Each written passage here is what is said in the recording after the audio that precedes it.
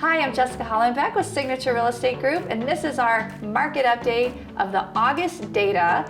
And let's talk a little more about it. But first, would you please take a moment to hit that like button for us? It really helps us grow our channel and get more people to view our videos. And if you really like us, please subscribe. All right, let's get started.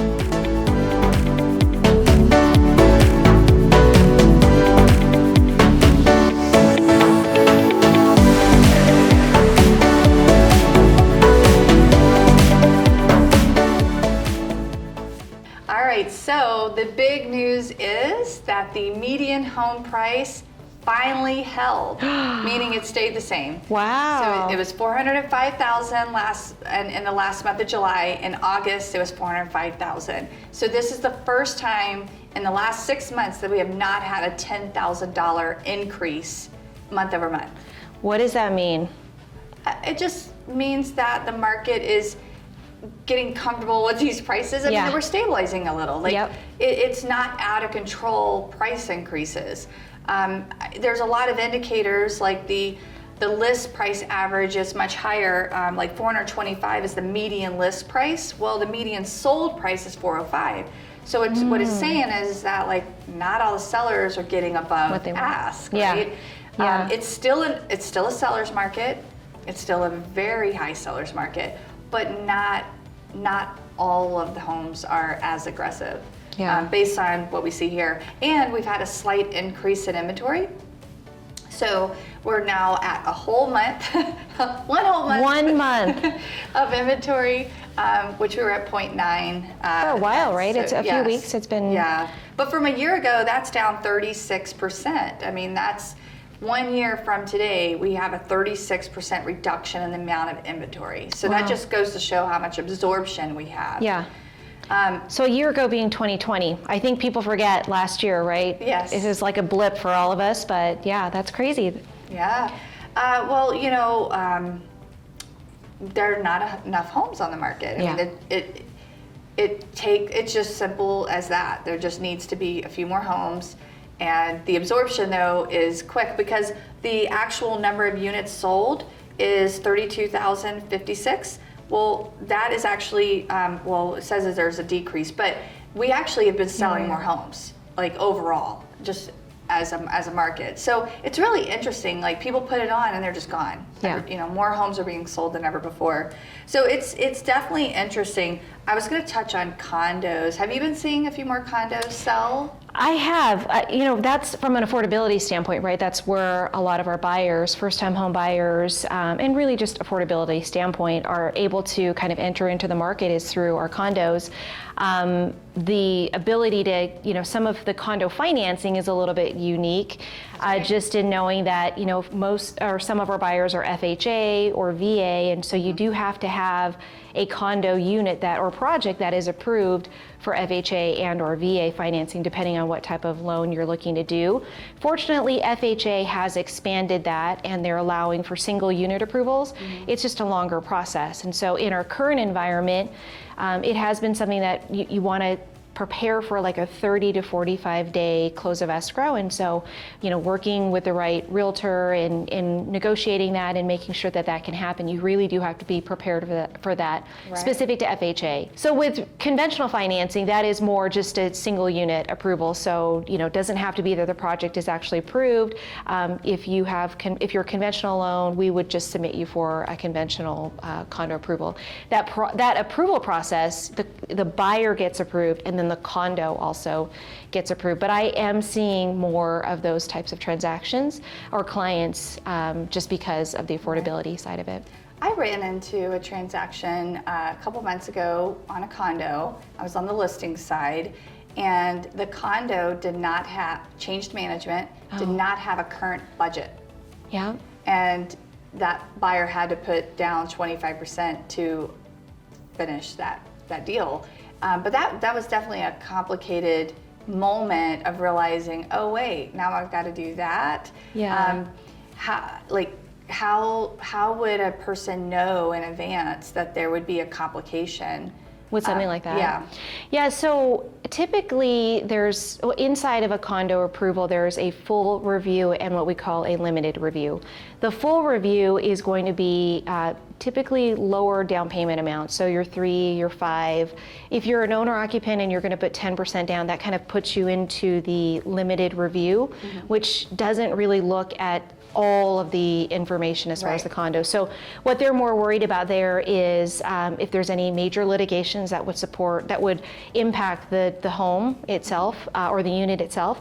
And then they look at, honestly, association dues, just to make sure that their association dues that their buyers or their owners are paying, right? Yes. So there's no impact on the association due because of default or whatever. Do they also look at the reserves to see that there's enough reserves available for major projects like roofs and stuff? For maintaining, so that would be more on your full review, right? Your full review is going to see that, again, with your lower down payment, which your client, it sounds like, went through that process, or not your client, but the buyers went through that process, and then moving into putting more money down, that ultimately changed it into a limited review, and then you guys were able to close the loan. Right, exactly. But stability or sustainability of the association with the monthly dues that are coming in is important, obviously, in a condo project, because you got to maintain everything, the amenities and the gates and all whatever else is in there. Especially in the older complexes. Yeah.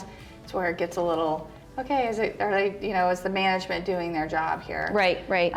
The newer ones, not so much. So actually, let's talk about the median home price for the condos, because it's at $229,000, which is an increase of 24%, like almost 24%. Wow. That over a year. That's amazing, because we have definitely, that wasn't like that just a few months. It's really picked up. Yeah. And it's partly because the single family pricing, anything under 250 doesn't even exist practically. Yeah. So now they're having to look at the condos for an entry point.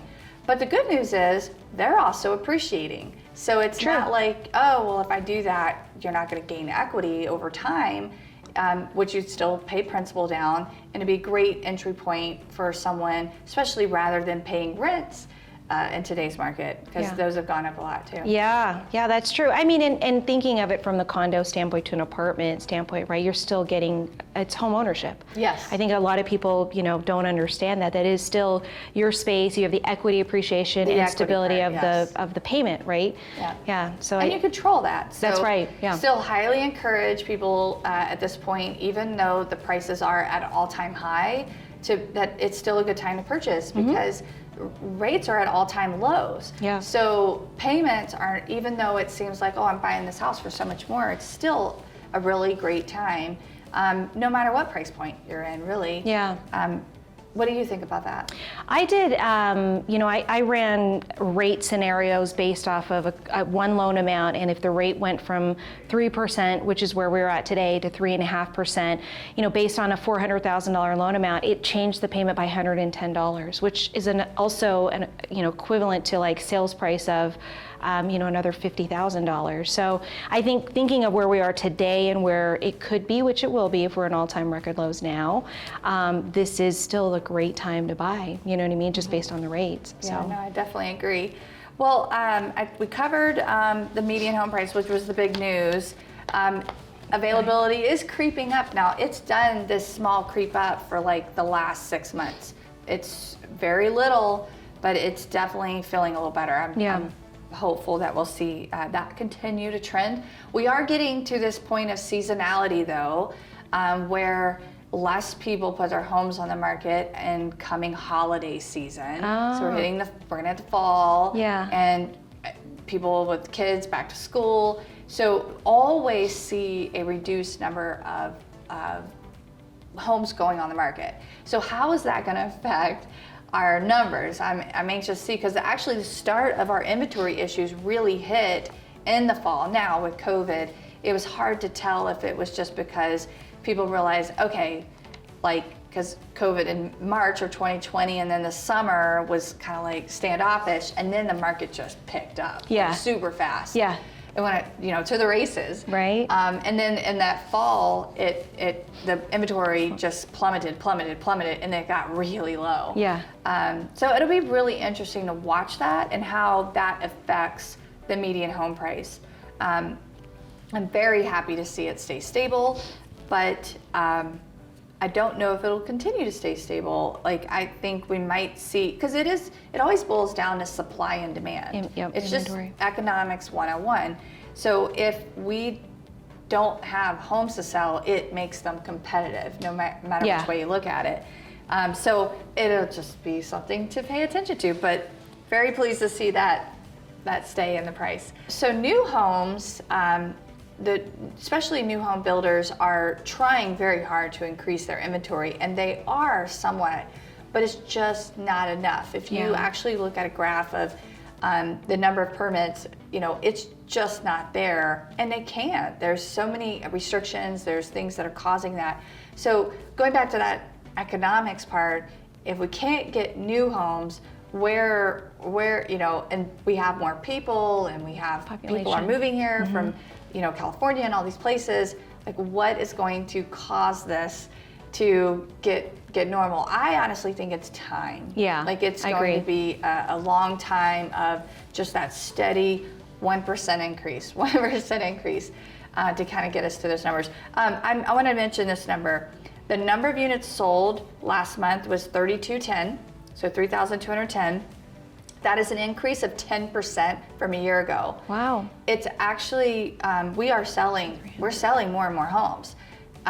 More listings are hitting the market, but they're just flying off the shelves. Yeah. Yeah, so days on market, do you track that at all, just to see, are you seeing it to be higher or lower? It's basically, we're below 30. So we sell homes quickly. Yeah. But there's a whole bunch of listings that kind of throw that number slightly. The higher end, or the... Yeah, well, they're tenant occupied, or they make me move numbers, I'm very unrealistic in their price. Yeah. So days on market, for 0 to 30 days, 87% of our market sells in less than 30 days. Wow. So I don't have the exact number, but there's, that's a big percentage that goes very quickly. Yeah. And it kind of makes sense that there's a small percentage that just gets drug out. There could be so many reasons for it. But yeah, no, it's definitely interesting. Well, I'm going to keep watching, because how do you feel? Like, you tune into many realtors and you hear the language. Are people saying that it's slowing down, or are we, because I'm still in some very competitive situations right now with buyers. Working with the different realtors, I do notice that from a pre-approval, pre-qualification level, I think it slowed down definitely in July and August, and I'm feeling like it's starting to pick back up. I think some of that is, back to school, kids are settled in, and realtors and families are kind of getting back to normal status to some extent. Even vacations are now done. Right. So I think we're seeing a little bit of that, just returning back into the market. People are actually starting to look. I think for buyers, things like this, the news that we're kind of, slowing, I don't think we're slowing down, right? We're just a little bit more stable from 405 to 405. I think that type of information is going to hopefully allow the buyers who kind of went back on the sidelines to maybe come back into the market, realizing that great opportunity still with low rates, and maybe we're starting to see not a slowdown, but definitely, like you're saying, stability of the sales prices. That'll help to bring more buyers into the market, just because of the news. You know what I mean? Yes. Which I think some of that is spurring that. But I think from a real estate standpoint or realtor standpoint, it has been a little bit slower than it was, I'd say, the first half of the year coming into the second half of the year. Oh yeah, no, I feel that too, because it felt like a frenzy. Yes. This mania of the market. But I always try to go and look and say, okay, what's really going on here? Yeah. And that's why I keep going back to, it's just simple economics that are causing this. We don't have bad loans. We don't have people like thinking that because it's appreciating, just jumping in. Now maybe some people are doing that, but then but they had most investors have to put a huge chunk of money, so it's not like we're seeing people do the same things that they did in the past. So it's just a very different environment, watching the market go up and up and up. It almost is, I personally think that we were due for the market to go up some. I think that as well. I mean, you think about, we were one of the hardest hit cities. I think Arizona and Las Vegas was really coming out of that. We were 1 and 2, and so what we went, the negative, so to speak, of where we came from and what we had to gain, we had a lot to gain. And I think that's one thing that people forget. I think about even with my home, purchasing it over 15 years ago, I'm not like hundreds of thousands of dollars over equity from when I first purchased the home. I have equity because of principal reduction, over the course of that 15 years. But what I'm, glad about, or what I'm grateful for, is that we're still over that amount, but it's not like it was, I'm hundreds of, 50% over what I first originally bought the home at 15 years ago, right? What you were saying is you're grateful for the principal reduction is the key point here, because even though at that time the prices were higher, because they were. I mean, you can go back and look at the history of the sales price of homes, and we're not like from that all-time high back in 2009, well, not 9, 6, right? That's about when it was at probably 6 and a little bit of 7, where you saw the peak pricing. Yeah. We're pretty close to that. Yep. But we're like, how many years later? Like, right.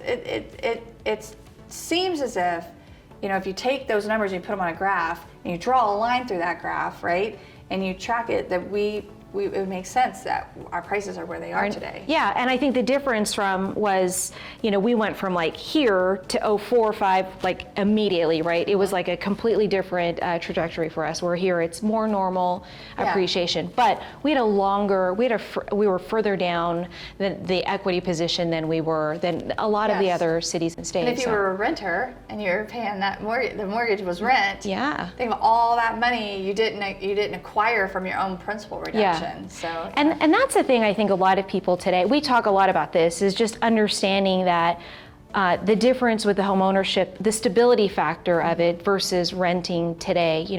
A condo as an example, right? You can get into a condo probably for the same amount as a rent, because rents are increasing too. Yeah. Oh, yes. Right? That's the thing that I think that we have to look at as well. Is you've got a lot of these investors coming in today, purchasing homes not to sell. Like, they're not coming into, buying at bottom, what do they call, bottom line or liquidation type prices. Right. You have some investors coming in paying over. Well, yeah, because they see the value in getting the asset. Yeah. And once they have the asset, think about these people who bought like some homes in the down of the market.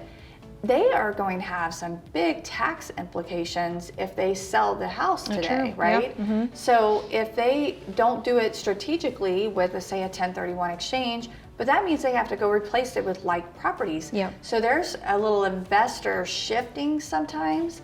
A lot of times the ones that bought that low, and they might have bought several, they'll take and maybe sell it and go commercial. That's a thing, but you have to have enough to do that. Or they'll go ahead and like, well, let's get out of this house. It's getting a little older. The market's high. We can get out of this now. Let's go replace it, and we'll do, something, and we'll move to a different market, Yeah. So I would love to see some investors sell the properties they're holding on to, but they're also returning a great amount of return on their investment. So I just don't see a lot of that coming. Yeah. I mean, there's always investors selling here and there. You see a tenant occupied for sale, but it's just, they're usually selling to other investors. They're harder to buy as a buyer. Like you want to buy it to occupy it. It's hard to buy that tenant occupied property. Yeah, right. Yeah, I mean, that we've seen a lot of that too, where we'd have to wait basically for the tenant with everything going on with the eviction moratorium. Right. So we've had some delays in closing just because of the tenant inside of the seller's home. So that makes sense. Yeah. Well, great market update for us today. We were happy to hear the good news that we're stabilizing at least now. And we want to thank you. By the way, please like this video. It helps us grow and get more followers. And if you really do like us, subscribe, because then you'll get our videos automatically. And we just want to thank you for your time. Have a great day.